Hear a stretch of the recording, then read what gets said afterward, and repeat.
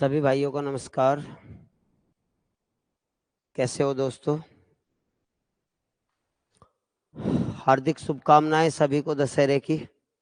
आज हम आपको पढ़ाने वाले हैं कंप्यूटर का सबसे मोस्ट इम्पोर्टेंट चैप्टर है एमएस एक्सेल। एमएस वर्ड हम पहले करा चुके हैं, उसे देखिए, बिल्कुल सेम ऐसा ही है, थोड़ा सा अंतर है, उसे आप समझिए। और निश्चित रूप से दिल्ली पुलिस में खासकर 3 या 4 क्वेश्चन एमएस एक्सेल से ही पूछे जाते हैं। पिछले साल तो ऐसा ही हुआ था दोस्तों। तो आप एमएस एक्सेल को बहुत ध्यान से पढ़िए, क्या होता है, कैसे हम इसके यूज करते हैं, तो आप ध्यान से पढ़ें, समझिए भाई। सभी चीजें बहुत इंपॉर्टेंट है। MS Excel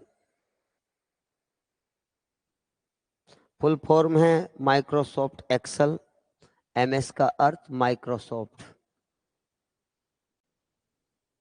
Microsoft company, माइक्रोसॉफ्टवेयर company जो सॉफ्टवेयर कंपनी है उसी के द्वारा ये बनाया गया था एमएस एक्सेल। एमएस एक्सेल का जो उपयोग किया जाता है दोस्तों, इसमें स्प्रेडशीट तैयार करने में किया जाता है। स्प्रेडशीट, स्प्रेडशीट होता क्या है दोस्तों? आपने देखा होगा कभी कभी हम कुछ खन्ने बनाते हैं जिसमें पंक्ति और स्तंभ होते हैं, उसमें डाटा फीड करते हैं, इन सब के लिए। तो ये स्प्रेडशीट इस टाइप की है जिसमें पंक्ति है। ये आप देख लो, हमने यहाँ 5 पंक्ति बनाई है, 4 स्तंभ बनाए हैं। ये स्तंभ है, कॉलम जिसे बोलते हैं। पंक्ति और स्तंभ में डाटा लिखने के लिए ही स्प्रेडशीट तैयार की जाती है। ठीक है दोस्तों। तो इसका उपयोग और कहाँ कहाँ करते हैं, उपयोग किस किस जगह में उपयोग करते हैं? कोई भी सरकार हो, देश की सरकार, या कंपनी हो, या कोई स्कूल कॉलेज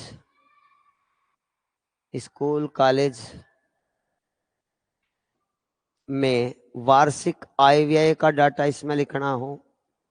वार्षिक आय कितनी हो रही है, व्यय कितना हो रहा है, या कर्मचारी का वेतन, स्कूल कॉलेज कंपनी में कर्मचारी का वेतन आदि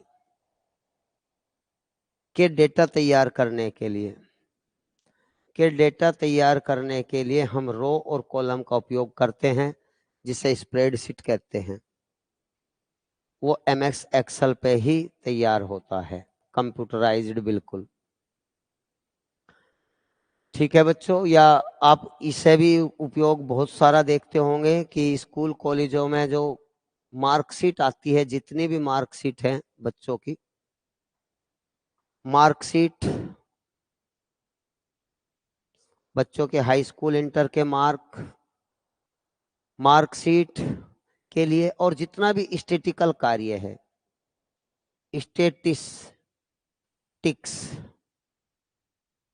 जितना भी स्टैटिक्स कार्य है, सांख्यिकी का कार्य, चाहे वो आपका समांतर माध्य हो, माध्यिका हो, बहुलक हो, सभी इसके लिए, मोड, मीन, मीडियन, सभी के लिए, स्टैटिक कार्यों के लिए हम एमएस एक्सेल पे तैयार करते हैं स्प्रेडशीट। ठीक है दोस्तों, स्प्रेडशीट तैयार करते हैं। नेक्स्ट, ये तो हो गया जी, इसका उपयोग हम कहाँ करते हैं, क्या चीज होती है। Next, number two, MS Excel में एमएस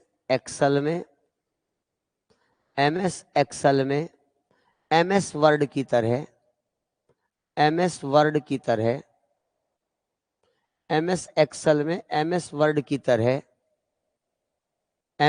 की तरह बार, जैसे आपका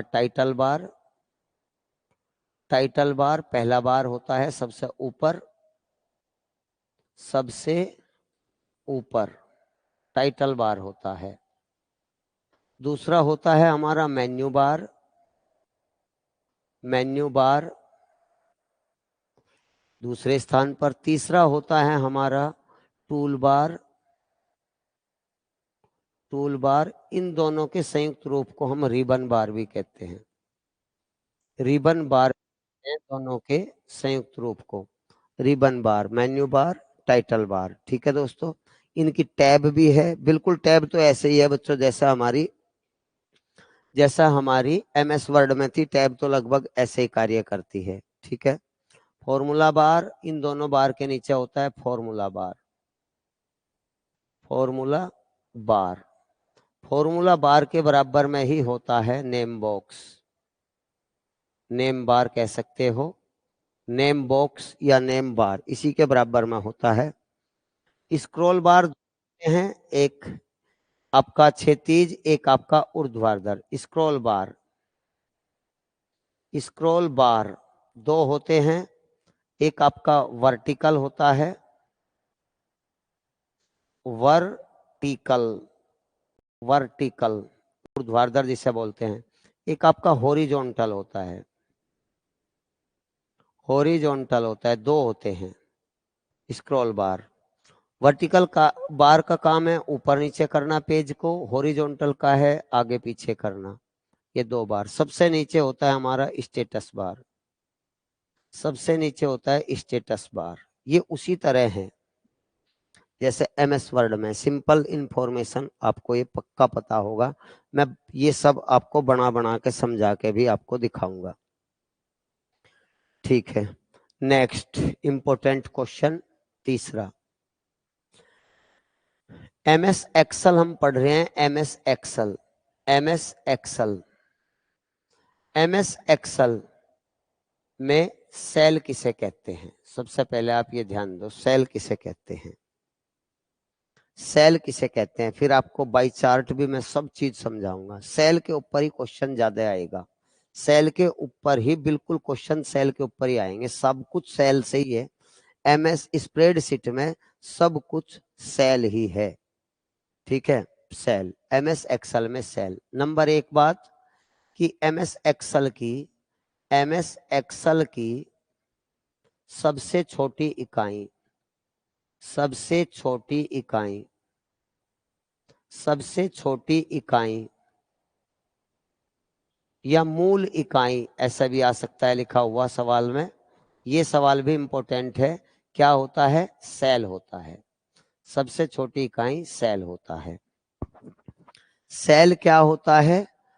पंक्ति, जिसे हम रो बोलते हैं, पंक्ति और कॉलम, स्तंभ।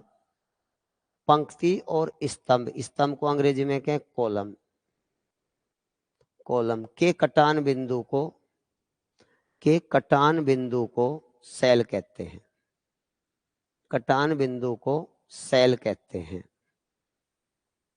कैसे? जैसे हमने ये स्प्रेडशीट तैयार करें हम, ठीक है भाई, तो ये सेल हो गए। इसमें कौन से सेल? आप गौर करें, ध्यान दीजिए, ये वाला, ये सेल हो गया, CELL सेल। ये सेल हो गए 1 2 3 4 5 6 7 8 9, इस तरह से ये सेल हो गए भाई, सेल कहते हैं। सेल किसे कहते हैं? पंक्ति और स्तंभ के कटान बिंदु को सेल कहते हैं, पंक्ति और स्तंभ के कटान बिंदु को सेल कहते हैं। बहुत नॉर्मल सी इंफॉर्मेशन है।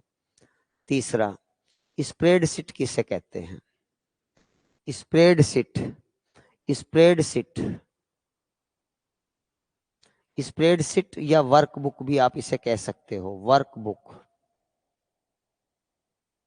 स्प्रेडशीट, पहले आप स्प्रेडशीट ही देखिए, वर्कबुक बाद में देखेंगे। स्प्रेडशीट, स्प्रेडशीट किसे कहते हैं?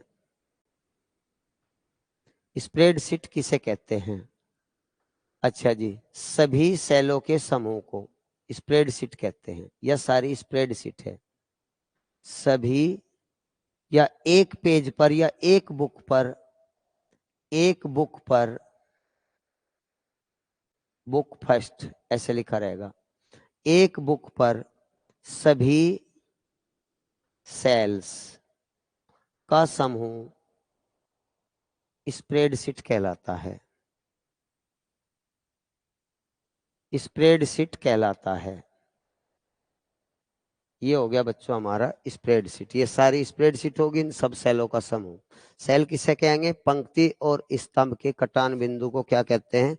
सेल कहते हैं। और सेलों से ही क्या बनती है? हमारा स्प्रेडशीट बनती है। थोड़ी थोड़ी सी बात है, अभी ध्यान दीजिए। नेक्स्ट, और ध्यान दीजिए बातों को। एक्टिव सेल AC, या पहले आप वर्कबुक लिख लीजिए। वर्कबुक, वर्कबुक मतलब स्प्रेडशीट जितने भी हमने बनाई है उन सब के समूह को वर्कबुक कहते हैं। कई स्प्रेडशीट, कई स्प्रेडशीट के समूह को, के समूह को एक किताब की तरह, जैसा आपकी एक किताब है या एक कॉपी रजिस्टर है, ध्यान दीजिए, उस रजिस्टर का एक पेज स्प्रेडशीट होगी और सभी पेज मिलकर आपका एक रजिस्टर होगा। तो इसी तरह एक पेज स्प्रेडशीट है और सभी पेज मिलकर आपका वर्कबुक है, पूरी की पूरी वर्कबुक। वर्कबुक, वर्कबुक, बुक पूरी किताब होगी। अर्थात कई स्प्रेडशीट के समूह को वर्कबुक कहते हैं। छोटी छोटी सी बात है ये, आपके बिल्कुल अच्छी तरह रजिस्टर के उदाहरण से आपके समझ में आ गया होगा वर्कबुक। हाँ जी। 2007 से पहले, आपको ये पहले भी जानकारी दी थी MS वर्ड में। 2007 से पहले, 2007 से पहले वर्कबुक का जो एक्सटेंशन था, वर्कबुक का एक्सटेंशन, वर्कबुक का जो एक्सटेंशन था दोस्तों वो था .xls। ये था 2007 या उसके बाद, 2007 के बाद, 2007 या उसके बाद मैं इसका जो एक्सटेंशन था वो आपको पहले पढ़ा, .xls, x और लगा दिया इसमें, जिसमें इसमें बाद के x का अर्थ है एक्सटेंडेड। एक्सटेंडेड का मतलब और एडवांस वर्जन इसमें डाल दिए, और एडवांस इसमें चीजें डाल दी। ये एक एडवांस वर्जन है 2007 के बाद। अलग अलग फिर 2007 के बाद 2009 आया, 2013, 2011, 2017, 2019, 2021। तो MS एक्सेल में कई सॉफ्टवेयर वर्जन आ चुके हैं अलग अलग, लेकिन सभी का एक्सटेंशन अब तक यही है। 2007 से पहले ये था और 2007 या उसके बाद ये वर्जन है। ठीक है जी। इसमें कॉलम, पंक्ति, इनकी संख्या चेंज कर दी गई है। कॉलम, पंक्ति, इनकी संख्या चेंज कर दी, वो मैं आपको लिखवा रहा हूं, ध्यान दीजिए और करिए। 2003 में आप इस तरह से एक चार्ट बना लीजिए। 2003 में किसी भी वर्कबुक में, किसी भी वर्कबुक में मैक्सिमम रो, मैक्सिमम रो, रो मैक्सिमम समझते हो, अधिकतम पंक्ति, और maximum, maximum column, maximum column, अधिकतम कॉलम 2003 में कितने थे? और 2003 के बाद, 2003 के बाद चाहे वो 2007 हो, चाहे वो 2010 हो, 2000 फिर आपका ये 13 आया वर्जन, फिर आपका 2017 आया, 2019 आया, 2021 आया, इन सभी में कितनी है, वर्तमान में कितनी है मैक्सिमम पंक्ति? ये सवाल जरूर पूछा जाता है, ये सवाल जरूर पूछा जाता है भाई, ध्यान से पढ़िए, ध्यान से पढ़िए दोस्तों इसे। तो 2003 में जो अधिकतम रो थी स्प्रेडशीट में वो थी 65,536, 65,536, नोट कर लेना। और जो कॉलम थे वो 256 थे, 256, 256 थे। वर्तमान में अगर पूछे, ये यहां से यहां तक, वर्तमान में भी, वर्तमान में भी जो अधिकतम रो है वो 10,48,000, 10,48,576 है। 10,48,576 है। और वर्तमान में जो मैक्सिमम कॉलम है भाई वे 16,384 है। 16,384, 16,384 दोस्तों, ये संख्या याद कर लेना। अधिकतम रो कितनी स्प्रेडशीट में और अधिकतम कॉलम कितने हो सकते हैं? 16,384। ये 2 की पावर 14 भी होता है, 2 की पावर 14, ये 2 की पावर 8 होता है। इस तरह भी आपसे पूछा जा सके। ऐसा क्वेश्चन आ सकता है कि 2003 में एमएस एक्सेल की स्प्रेडशीट में मैक्सिमम कॉलम कितने थे? विकल्प दे देगा 2005, 2008, 2012, 2010, इस तरह से। यह संख्या दे देगा 256, 264, इस तरह से। तो कॉलम मैक्सिमम 256 थे या 2 की पावर 8। एमएस एक्सेल कि स्प्रेडशीट में वर्तमान में अधिकतम कितने कॉलम है? 2 की पावर 14 या 16,384। ठीक है, इस तरह से। और अधिकतम रो कितनी है भाई? अधिकतम रो 10,48,576। भूल मत जाना, इंपॉर्टेंट है भाई, भूल मत जाना, ये इंपॉर्टेंट बात है। ठीक है दोस्तों, चलें जी आगे चलिए। अब धीरे धीरे थोड़ी थोड़ी सी बात, इन सारों को मेरे भाई एक कॉपी पे जरूर नोट कर लेना। इन सब चीजों को एक कॉपी पे जरूर नोट कर लेना। हाँ जी, एक्टिव सेल किसे कहा जाता है? नेक्स्ट अगला टॉपिक आ गया एक्टिव सेल। एक्टिव सेल किसे कहा जाता है? एक्टिव सेल वो होता है स्प्रेडशीट में, स्प्रेडशीट समझ गए, पूरी की पूरी पंक्ति और स्तंभ में जितने भी सेल बने हुए हैं वो सारी अपने आप में स्प्रेडशीट है। स्प्रेडशीट में जिस सेल पर काम कर रहे हैं, जिस सेल पर, जिस खाने में, खाना भी कह सकते हो, कंप्यूटर की भाषा में सेल कहेंगे, जिस सेल पर कार्य कर रहे हैं उसे एक्टिव सेल कहते हैं, उसे एक्टिव सेल कहते हैं। जहां भी आप एडिट कर रहे हैं, वर्तमान में कोई भी डाटा उसमें एडिट कर रहे हैं, लिख रहे हैं जिस सेल में, उसे एक्टिव सेल कहते हैं। एक्टिव सेल, एक्टिव सेल अन्य सेलों से, अन्य सेल से, अन्य सेल से कुछ डार्क कलर का होता है, हाईलाइट कलर का होता है। अन्य सेल से कुछ डार्क कलर का होता है, डार्क या ज्यादा शाइनिंग कलर का होता है, ज्यादा चमकदार होता है। अन्य सेल से चमकदार होता है, अन्य सेल से चमकदार होता है एक्टिव सेल। जो और सेल हैं उससे ज्यादा चमकदार होता है एक्टिव सेल। नंबर इसमें इंपॉर्टेंट, बहुत important, very most important, cell address, cell address, cell address, cell address. दोस्तों ध्यान दीजिए, मैं पहले आपको एक स्प्रेडशीट तैयार करके दिखा दूं, आप फिर ध्यान से देखना। हाँ जी, आप गौर करिए दोस्तों।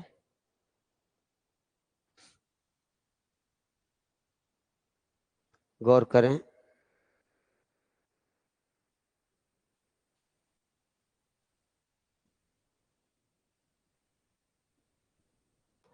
स्प्रेडशीट पूरे के पूरे कंप्यूटर की मैं विंडो प्रयास कर रहा हूं दोस्तों बनाने की। आप ध्यान दीजिए, यहां से ज्यादा अच्छा समझोगे आप।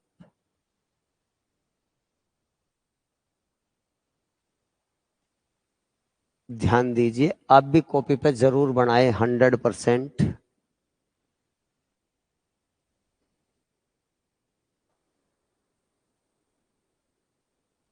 ये कुछ रेखा बाद में बनाएंगे। ध्यान दीजिए, मैं पूरी विंडो आपको बना के दे रहा हूं, आप ध्यान दीजिए, इसे समझिए जी।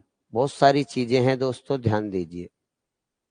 सबसे ऊपर होता है हमारा टाइटल बार। क्या होता है? TITLE, title bar. Title bar में यहां लिखा रहता है by default book 1। By default क्या लिखा रहता है? बुक 1 या सिट 1, बुक 1 या सिट 1, ये लिखा रहता है। बाय डिफॉल्ट का मतलब है अपने आप। इसके दाएं कोने पर 3 बटन होते हैं, आपको ये पहले भी बताया था, मिनिमाइज, मैक्सिमाइज और क्लोज। 3 बटन होते हैं, मिनिमाइज, मैक्सिमाइज और क्लोज, 3 बटन होते हैं दोस्तों। ध्यान से पढ़ें, समझें सारी चीजें ध्यान से। इसके ये तो हो गया हमारा दाएं कोने का। अब आप बाएं कोने पे क्विक एसेस टूल बार होता है। यहाँ होता है quick, QUIC, quick access tool bar. Quick access tool bar होता है। क्विक एसेस टूल बार में क्या है? आपके 3 होते हैं, सेव करना, अंडू करना, रीडू करना। सेव, सेव का SAVE, सेव करना, ये इधर को हो गया आपका अंडू और इधर को हो गया आपका रीडू। अंडू और रीडू ये पॉइंट कुछ होते हैं, ठीक है मेरे भाई। तो हमारा टाइटल बार के नीचे होता है मेन्यू बार। टाइटल बार के नीचे होता है menu bar. Menu bar title bar के नीचे। मेन्यू बार में ध्यान दीजिए, मेन्यू बार में आपके ये टैब मिलेंगे, file tab, home tab, insert, insert, formula, data, page layout, वही सब, पेज लेआउट, पेज लेआउट, ठीक है भाई। डाटा, फॉर्मूला, फॉर्मूला 2 जगह मिलेगा आपको, फॉर्मूला, रिव्यू कुछ लिख रहा हूं मैं, और व्यू कुछ और भी अन्य आपको यहाँ बटन मिलेंगे, टैब मिलेंगे, ठीक है भाई। इसके नीचे होता है आपका मेन्यू बार के नीचे होता है आपका tool bar. Tool bar, tool bar में बहुत सारे आपको आइकन दिखाई देंगे। आइकन बार भी इसमें एक अलग से बना हुआ होगा आइकन बार, जिसमें आपका cut, copy, paste, clip board होगा पूरा का पूरा। ये होगा आपका सबसे पहले पेस्ट, इस तरह से डिजाइन बना रहेगा इसका, पेस्ट, PASTE।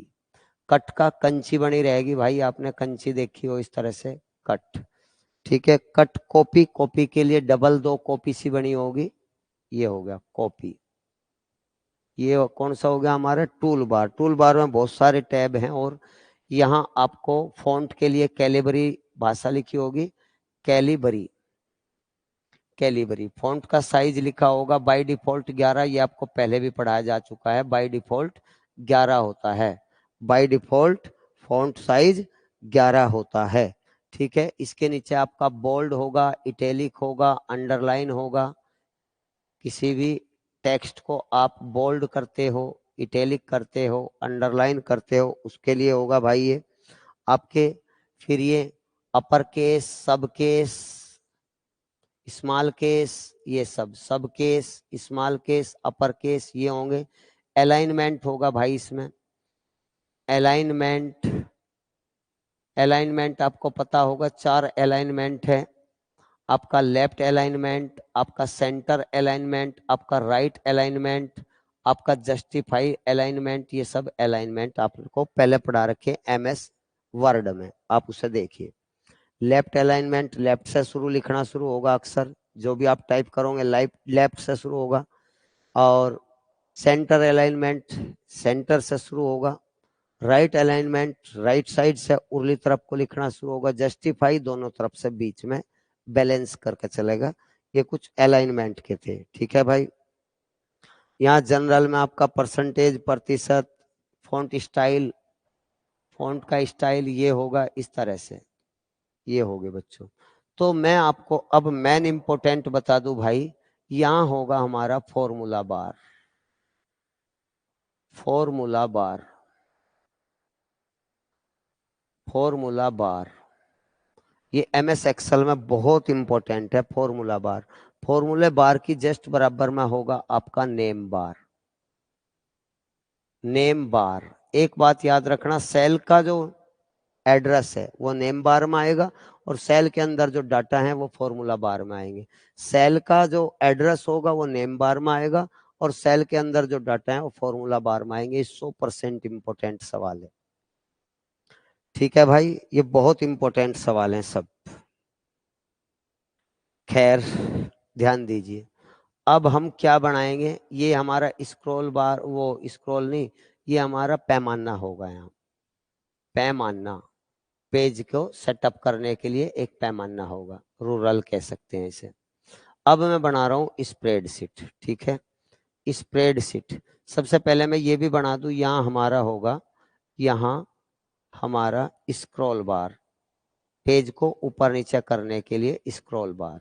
ठीक है, ये होगा वर्टिकल, वर्टिकल स्क्रॉल बार, पेज को ऊपर नीचे उठाने के लिए स्क्रॉल बार। स्क्रॉल बार के जस्ट बराबर में दोस्तों यहाँ होगा हमारा हॉरिजॉन्टल, ये भी स्क्रॉल बार ही है। स्क्रॉल बार, हॉरिजॉन्टल स्क्रॉल बार। स्क्रॉल बार के नीचे होगा हमारा यहाँ जूम कंट्रोल। क्या होगा? Zoom control. यहाँ लिखा रहेगा 100% माइनस, और यहाँ से हम जस्टिफाई करेंगे ये plus.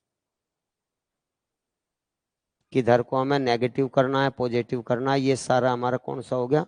Zoom control, zoom control, zoom control. ठीक है, पेज को बड़ा छोटा करने के लिए बहुत कुछ होता है भाई इसमें। सबसे नीचे होता है status bar, status bar. Status bar में डेट, टाइम वगैरह ये सब हमारा, ठीक है, सीट 1 सीट 2 ये सब चीज इसमें होगी। अब हम बनाएंगे आपके लिए दोस्तों, ध्यान दीजिए, स्प्रेडशीट। ये स्प्रेडशीट जिस अगर आपने समझ ली भाई, तो इसका मतलब ये है कि आप पे टोटल का टोटल MS एक्सेल आ जाएगा, टोटल का टोटल MS एक्सेल हो जाएगा, आ जाएगा भाई स्प्रेडशीट।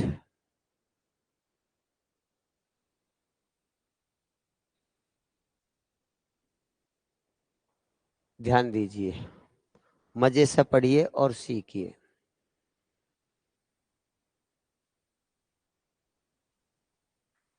दोस्तों गौर करें,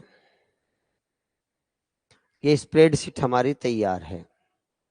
स्प्रेडशीट में याद रखिए, कॉलम हमेशा अंग्रेजी के वर्णमाला में ऐसे लिखे रहते हैं, ABCDEFGH डॉट डॉट डॉट। सबसे अंतिम, सबसे अंतिम, सबसे लास्ट का होगा XFD। बहुत इंपॉर्टेंट है। सबसे अंतिम क्या होगा? XFD। सबसे अंतिम कॉलम XFD। अच्छा जी, अब हम पंक्ति लिखेंगे। पंक्ति संख्या से लिखी जाती है, गिनती के संख्या से, प्राकृत संख्या 1 2 3 4 इस तरह, डॉट डॉट डॉट। सबसे अंतिम होगा 10,48,576, 10,48,576 सबसे अंतिम, सबसे लास्ट की पंक्ति होगी। सबसे लास्ट की पंक्ति 10,48,576 और सबसे अंतिम कॉलम होगा XFD। सबसे अंतिम कॉलम XFD। अगर हम इस सेल पे काम कर रहे हैं, ये हो गया हमारा सेल, तो ये डार्क सा इस तरह रहता है, इसे एक्टिव सेल आप कह सकते हो, इसे आप एक्टिव सेल कह सकते हो। यही बात मैं यहाँ पढ़ा रहा था आपको, सेल एड्रेस, सेल एड्रेस की, सेल एड्रेस। तो सेल एड्रेस हम क्या कहेंगे? देखिए इसमें, देखिए सेल एड्रेस क्या है। इस सेल का एड्रेस है, पहले हम स्तंभ को देखेंगे C है, और फिर पंक्ति को देखेंगे 2 है। ये हमारी पंक्ति है सभी, रो ROW रो, और ये हमारे कॉलम है COLUMN कॉलम है। तो हम किसी भी सेल का एड्रेस बताने के लिए पहले स्तंभ और फिर पंक्ति को चुनेंगे। तो यहां भी सेल एड्रेस, सेल एड्रेस, स्तंभ, पहले स्तंभ, पहले स्तंभ और फिर पंक्ति। सेल एड्रेस में पहले स्तंभ और फिर पंक्ति लिखा जाता है। सिर्फ लिखा जाता है। मोस्ट इंपोर्टेंट टॉपिक है। जैसे आप किसी सेल पे एमएस एक्सेल में किसी सेल पे काम कर रहे हो, मान लिया आपका D8 पे काम कर रहे हो, तो इसका मतलब है कॉलम है आपका चौथा, कॉलम है आपका D और पंक्ति है आपकी 8, पंक्ति है आपकी 8वीं। ये हो गया आपका सेल एड्रेस। सेल एड्रेस को 4 प्रकार से लिखा जा सकता है। ध्यान दीजिए, सेल एड्रेस, ये सारे इंपॉर्टेंट क्वेश्चन चल रहे हैं। सेल एड्रेस, सेल एड्रेस को 4 प्रकार से लिखा जा सकता है। 4 प्रकार से लिखा जा सकता है सेल एड्रेस को, 4 प्रकार से। नंबर 1, जैसे अगर मैं कहूं कोई एक सेल का एड्रेस, एक्टिव सेल का एड्रेस ले रहा हूं मैं आपका F7 या F9, ठीक है, नंबर 1। दूसरा, आप इसे एब्सोल्यूट में भी लिख सकते हो, डॉलर का निशान बना के, $F9। तीसरा, आप दोनों के साथ डॉलर लगा सकते हो, $F9। चौथा, आप डॉलर पहले वाले से हटा के F और $9।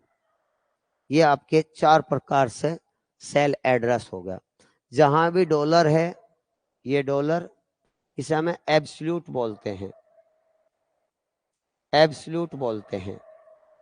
ये डाटा को फिक्स कर देता है, डाटा को फिक्स कर देता है। बाद में डाटा चेंज नहीं कर सकते आप इसे, अगर फिक्स कर दिया। ये डाटा को फिक्स करता है। 4 प्रकार से लिखा जा सकता है। ऐसा कभी नहीं, एग्जाम में आ गया निम्न में से कौन सेल एड्रेस सही नहीं है, तो अगर हम लिख रहे हैं $9, ऐसा कभी नहीं लिखा जाएगा। बाद में डॉलर नहीं आएगा, बाद में डॉलर नहीं आएगा, एब्सोल्यूट नहीं आएगा बाद में। तो ऐसा कभी नहीं, पहले लगा सको, इससे भी पहले और इस डाटा से पहले, बाद में आप डॉलर नहीं लगा सकते।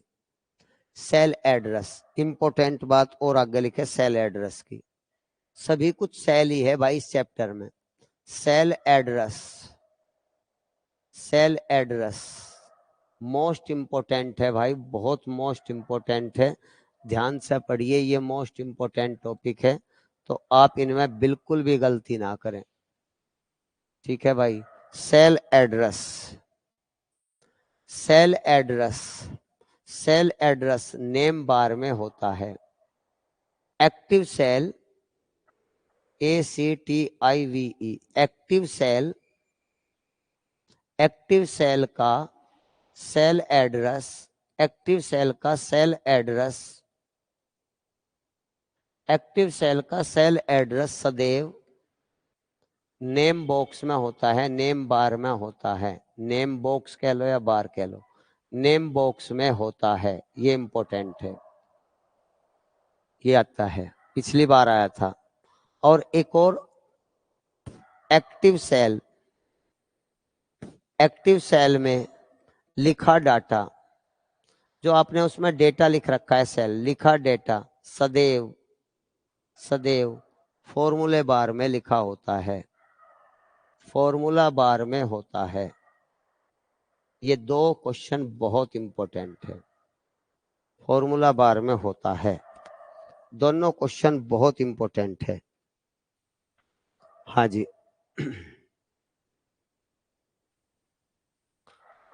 Next, most important next topic. Next, सबसे पहले स्प्रेडशीट में, स्प्रेडशीट में सबसे पहले, स्प्रेडशीट में सबसे पहले सेल का एड्रेस, सबसे पहले सेल का एड्रेस क्या होता है, ये क्वेश्चन आ सकता है। स्प्रेडशीट में सबसे पहले सेल का एड्रेस A1 होता है, A1 होता है। आप देखिए, ये सबसे पहला सेल है, इसका ये स्तंभ ए और पंक्ति 1, अर्थात इसका एड्रेस हो गया A1, यहाँ नेम बॉक्स में आएगा A1 अगर आप इस सेल पर काम करोगे तो।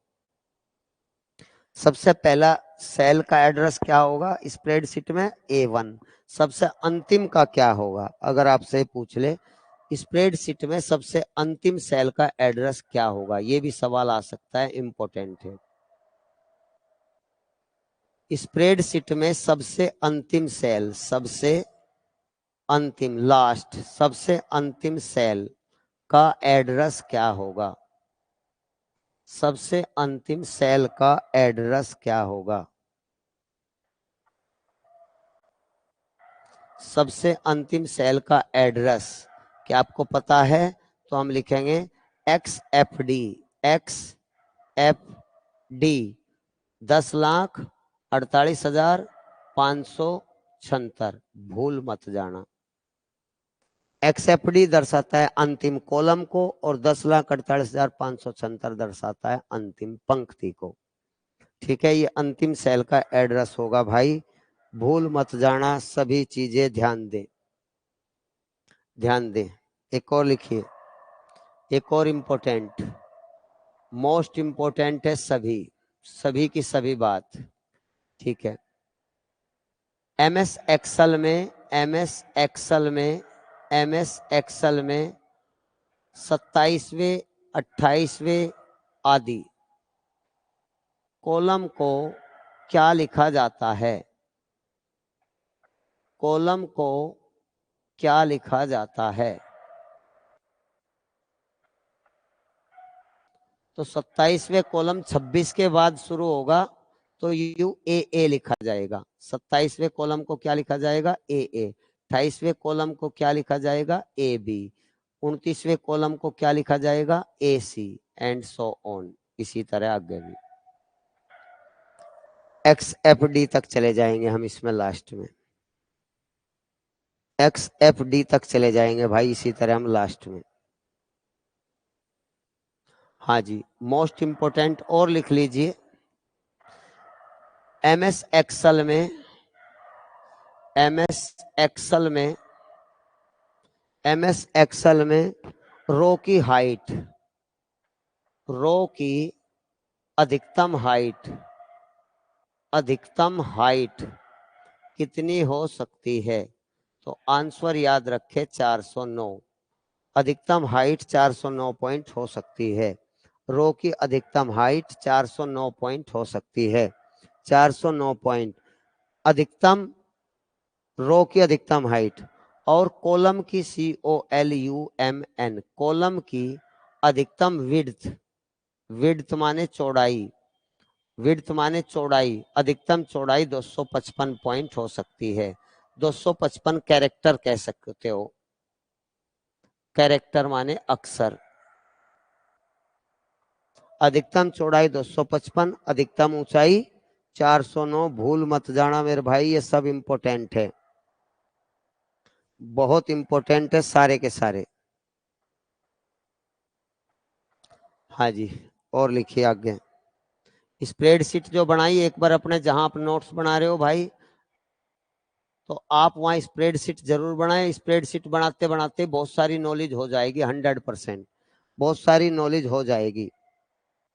सेल में, सेल के अंदर, सेल के अंदर बाय डिफॉल्ट, बाय डिफॉल्ट माने स्वतः, अपने आप, बाय डिफॉल्ट का मतलब है जो स्वयं खुलता है, अपने आप चलता है। By default, by default, by default insert data या edit data, EDIT, edit data, edit data जो अक्षर या संकेत के रूप में होगा, अक्षर या संकेत में होगा, अक्षर या संकेत में हो, तो सदैव लेफ्ट अलाइन से शुरू होगा, लेफ्ट अलाइन से शुरू होगा, लेफ्ट अलाइन से शुरू होगा, हमेशा लेफ्ट साइड से शुरू होगा। जैसे हमने ये कोई सेल ले लिया, इस पर हम काम कर रहे हैं एक्टिव सेल पे, और हम कीबोर्ड से काम कर रहे हैं, हमने लिख लिया, जैसे हमने लिखा जैसे दिल्ली पुलिस, तो ये ऐसे लिखा जाएगा भाई, डी से, यहां से लेफ्ट साइड से शुरू होगा, लेफ्ट साइड से, लेफ्ट साइड से शुरू होगा, डीपी पुलिस या डीपी 2023 ऐसे। कोई सिंबल भी आया, मान लिया आपको लगाना है भाई हैश, तो ये भी ऐसे, इस तरह से। लेकिन लेकिन लेकिन अगर संख्या से शुरू करें, संख्या से शुरू करें, संख्या से शुरू करें, तो बाय डिफॉल्ट राइट अलाइन से शुरू होगा, राइट साइड से शुरू होगा, राइट अलाइन से शुरू होगा। जैसे अगर मान लिया आप शुरुआत में दिल्ली पुलिस नहीं लिखते, 2023 ही लिखते हो, तो इस साइड से लिखना शुरू होगा, राइट साइड से, इधर की ओर। यू लेफ्ट से इधर की ओर, अक्षर हो या संकेत हो, लेफ्ट से शुरू होगा। लेकिन अगर शुरुआत आप संख्या से कर रहे हो, तो 2023 ऐसा शुरू होगा यहाँ। इसके बाद में डाटा आते चल जाएंगे, ये इधर को होता चल जाएगा 2023, इस तरह से। तो ये दोनों बात बाय डिफॉल्ट याद रखना। राइट अलाइंस कब शुरू होगा? जब आप संख्या से शुरू करते हो सेल के अंदर। लेफ्ट अलाइंस कब शुरू होगा लेफ्ट साइड से? जब आप अक्षर या संकेत से शुरू करते हो। बहुत इंपॉर्टेंट है भाई ये भी। अगला हेडिंग डालिए सेल रेंज। ये सारे बहुत इंपॉर्टेंट है। Cell range, cell range, cell range. कई सेलों के समूह को सेल रेंज कहते हैं। कई सेलों के समूह को, कई सेल्स के समूह को, कई सेल्स के समूह को सेल रेंज कहते हैं, सेल रेंज कहते हैं। जैसे ध्यान दीजिए, जैसे स्प्रेडशीट होगी बच्चों हमारी है, स्प्रेडशीट होगी हमारी है, और स्प्रेडशीट में बच्चों ध्यान दीजिए, और मुझे कुछ सेल चुनने हैं, कुछ सेल चुनने हैं भाई। तो मान लिया मैं यहाँ से ये सेल ले रहा हूँ आपका, ध्यान दीजिए, सेल ले रहा हूँ यहाँ से, इसी सेल से ले लो बच्चों। तो मान लिया मैं कुछ सेल सेलेक्ट कर रहा हूँ, ये वाले, तो यह होगी मेरी सेल रेंज। एक बार और मैं इसे थोड़ा डार्क सा कर दूं, आपको अच्छा दिखाई देगा। सेल रेंज, ये होगी हमारी सेल रेंज। ठीक है, कई सेलों का समूह है जिसमें आप पहले सेल का एड्रेस क्या समझ रहे हो? यहाँ पहले सेल का एड्रेस भाई क्या है? इस पहले सेल का एड्रेस है, आपको बताया था भाई, सी कॉलम, पहले कॉलम से लिखेंगे फिर पंक्ति थे C2। इस सेल का एड्रेस हो गया बच्चों हमारा C2। इस सेल का एड्रेस हो गया C2। अंतिम सेल का एड्रेस हो गया हमारा G3। अंतिम सेल का एड्रेस हो गया हमारा G3। ये हो गए सेलों का समूह। कितने सेल आएंगे ये भी पूछा जा सकता है। सेल रेंज में कितने सेल होंगे, सेल रेंज आपको दे देगा। एक और सवाल यहां से बनेगा कि अगर सेल रेंज C2 से G3 तक है, तो नेम बॉक्स में, नेम बार में या नेम बॉक्स में सेल एड्रेस क्या होगा? तो पहले वाले का ही सेल एड्रेस होगा। सबसे पहले हम ये लिखेंगे। देख कितना इंपॉर्टेंट मैं आपको इसमें बता रहा हूं, बिल्कुल स्प्रेडशीट बना के। कई सेल के समूह को सेल रेंज कहते हैं। जैसे जैसे ध्यान दीजिए, जैसे दोस्तों गौर करें, जैसे B5 से G9 तक, B5 से G9 तक, तो इसे हम सेल रेंज को, सेल रेंज को कोलोन मार्क के द्वारा रिप्रेजेंट करते हैं। इसे बोलते हैं कोलोन, कोलोन के द्वारा। कैसे? B5 कोलोन G9, ये होगी हमारी सेल रेंज, सेल रेंज। ठीक है जी। सेल रेंज में दूसरा इंपॉर्टेंट क्वेश्चन ये है कि सेल रेंज, सेल रेंज का एड्रेस, सेल रेंज का एड्रेस, सेल रेंज का एड्रेस सदैव, सदैव नेम बॉक्स में, नेम बॉक्स में पहले सेल, पहले सेल के एड्रेस से, पहले सेल के एड्रेस से, पहले सेल के एड्रेस से प्रदर्शित होगा,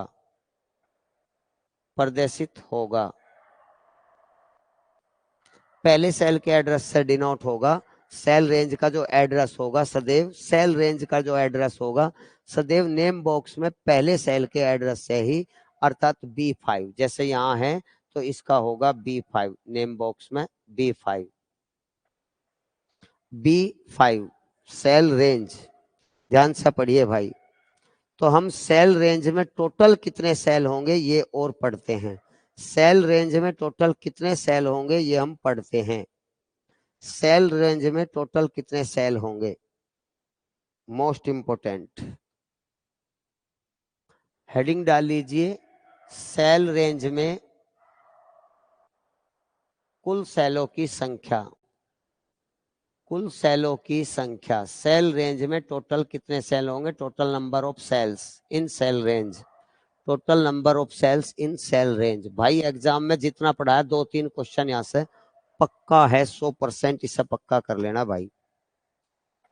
सेलों की संख्या, पहला क्वेश्चन दे रहा हूं मैं एग्जाम्पल, पहला एग्जाम्पल मैं आपको दे रहा हूं।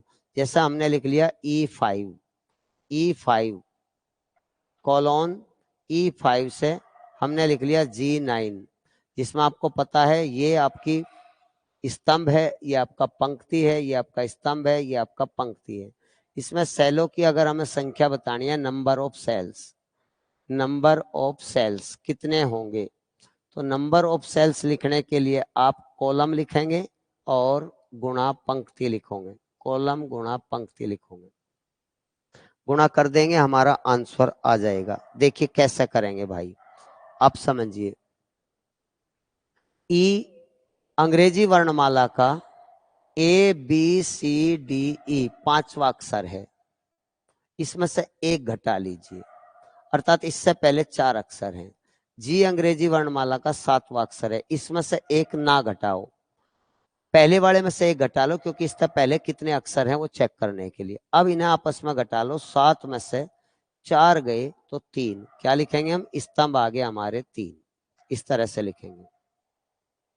वैसे भी आप देख सकते हो, जैसे ई से जी तक EFG, तो कितने हो गए, 3 स्तंभ हो गए। अच्छा जी, लेकिन अगर यह संख्या ज्यादा XYZ तक होगी तो आप कहां तक ABCD लिखोगे, वर्णमाला कहां तक लिखोगे, तो ये शॉर्टकट तरीका है। अच्छा जी, आप यू 5 है, 5 से भी पहली संख्या, इस जो भी यहाँ होगा उससे पहली संख्या ले लीजिए। 5 में से एक गया, 5 में से एक घटा लीजिए, कितना बचा, 4, और 9 और 4 का अंतर कर लीजिए, 9 और 4 का अंतर हो गया 5, तो 5 से गुणा कर दो, 5 तिया 15, टोटल 15 सेल होंगे बच्चों, 15 सेल्स होंगे जी इस सेल रेंज में। एग्जाम्पल फर्स्ट, मैं आपको 4 एग्जाम्पल दे रहा हूं, बहुत मोस्ट इंपोर्टेंट है, एग्जाम में पूछा जा सकता है। एग्जाम्पल 2, अगर भाई हमने लिख लिया B7 कोलोन, अगर हमने लिख लिया आपका B13 ये लिखा, और हमें इसमें टोटल नंबर ऑफ सेल्स देखने हैं, तो आप कॉलम तो यहाँ बदला ही नहीं, ये भी B था, ये भी B था, तो यहाँ कॉलम लिखेंगे हम 1। और आप ये देख लीजिए, 7 में से एक घटाया हमारा 6 बचा, 13 में से 6 गए 7, 7 एकन 7, केवल इसमें 7 सेल्स होंगे, ये मोस्ट इंपोर्टेंट था, ये भी केवल इसमें 7 सेल होंगे, 7। तीसरा एग्जाम्पल देखिए दोस्तों, तीसरा एग्जाम्पल देखिए, एग्जाम में 100% एक सवाल जितना अब तक पढ़ा, 3 सवाल कम से कम इसी में से आ लेंगे भाई, और ज्यादा आप इसे देखिए, अच्छी तरह पढ़िए, स्प्रेडशीट पढ़िए जो बताइए। अगर आपको बेटा में लिख लिया C15 कोलोन C15 और J20, हमें इसमें बताना है नंबर ऑफ सेल्स कितने होंगे। तो C हमारा वर्णमाला में तीसरा अक्षर होता है, इसमें से एक घटा लीजिए, C से पहले 2 अक्षर हैं।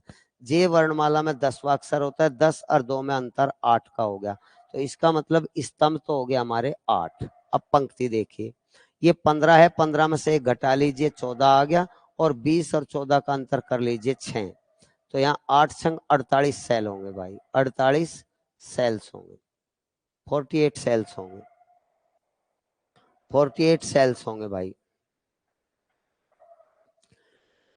ठीक है दोस्तों, तो आप एक एग्जाम्पल और ले लीजिए। इस सेल रेंज में सेलों की संख्या आपसे पूछा जा सकता है, कुछ भी पूछा जा सकता है भाई जो अब तक पढ़ा है। नंबर 4, मान लिया आपको कोई सेल रेंज दे दी भाई, कोई सेल रेंज दे दी इस तरह से।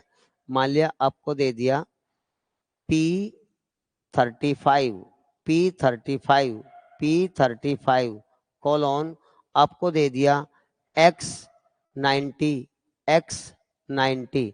इसमें सेलों की संख्या बताओ कितने सेल होंगे दोस्तों। तो हम क्या करेंगे, P 16वां अक्षर होता है, एक कम कर लीजिए 15 अक्षर। यहाँ X 24वां अक्षर होता है, 15 में से 24 में से आप 15 घटा लीजिए। 24 में से जैसे ही आप 15 घटाओगे तो आपके स्तंभ आएंगे 9। ठीक है, यहाँ 35 में से एक कम कर लीजिए 34, और 90 में से आप 34 घटा दीजिए तो आपके आएंगे 56। कितना आएंगे, 56,